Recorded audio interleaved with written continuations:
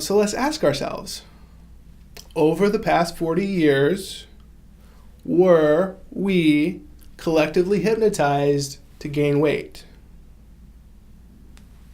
Good question, huh? How many food and drink commercials have you been exposed to over the years? How is beer marketed as fun and sexy when really it's a depressant with super high refined carbs that causes people to get big bellies and stuff? Or what about pizza makes smiling faces and the golden arches and Snickers satisfies and the constant never-ending stream of the advertising? Is it possible that there are expert copywriters working in New York City ad agencies who are trained in the art and the science of subliminal messaging? And is it possible that they've implanted ideas through repeated messaging that cause you to consume foods that take you further from your best health and your best potential? And yet, you've established such a strong emotional connections to these poisonous foods that the idea of breaking the chains and setting yourself free could literally be making your blood pressure rise right now. What I'm telling you is, if you're having any hesitation about using hypnosis to change your subconscious feelings about food, you've already been hypnotized.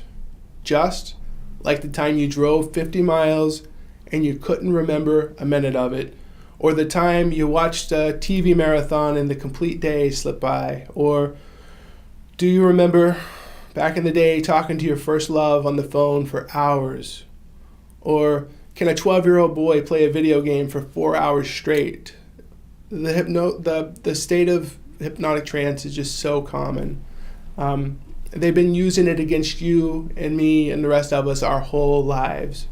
So as you continue on with imperfect weight loss, and if this is your first experience with hypnosis, then what you need to understand is that you are now voluntarily choosing to use hypnosis in order to introduce yourself with positive programming for your subconscious mind, in order to let go of the past feelings and emotions that were just not of true service to you.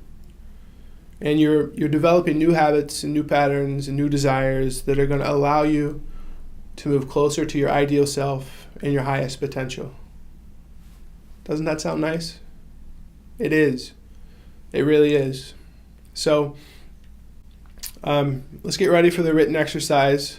Get ready to pause your video and write down the foods that you eat on a regular basis that are raising your insulin levels. Yep, even your favorite foods, the ones that you're never giving up, write them down. You see, I still love donuts and Reese's Cups and pudding pies and ice cream and beer and wine and whiskey. I'm just no longer a slave to them. And that's how you can be too. Don't alarm yourself. Don't filter. Don't judge yourself. If you love macaroni and cheese, just write it down, okay? It's clearly a refined carb, just like pizza or some of the other good stuff, but let go of any worry about your emotion foods, okay? With imperfect weight loss, you're still going to enjoy your most favorite sinful treats often enough that you're going to be absolutely fine. It's simply a matter of understanding timing so that you can get the most out of your food and out of your time and have a very well-balanced life that you enjoy.